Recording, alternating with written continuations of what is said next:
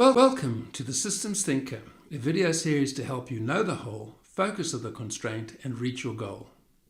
We are all different. We have different genetics, bodies, temperaments, ethnicities, mythologies, and experience. Evolution has made sure of that. The world is forever in a dance of change. No two moments are the same, and we cannot repeat a single moment. Given our differences, we each have our own way of adapting to what's in front of us. As we arrive at each moment of time and place, one side of our brain registers, classifies, and feeds back to us what is in the domain of the known. The other side, the explorer, looks to make sense of the unknown and do the first draft for the other side to codify, is it a threat or an opportunity? One of the ways in which we make sense of what our senses deliver to our brains is to speak about it.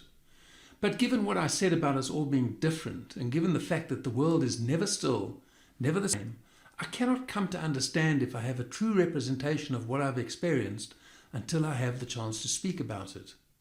If you or someone else senses my speech and I don't feel I can give expression to my experience, all I have to rely on is my own mental capacities, replete with all my inherited prejudices and biases. I become judge, jury, and executioner for any thought I have because I'm too afraid to test it in the marketplace of ideas. Free speech as a right, including in business, lets the best ideas win. Be radical in your transparency. Feel free to say what you think and be willing to have your thoughts tested in the marketplace of ideas, and afford others the same courtesy. Encouraging free speech is the best way to evolve the fittest of ideas. That's your tip for better ways to do better work and redefine what's possible.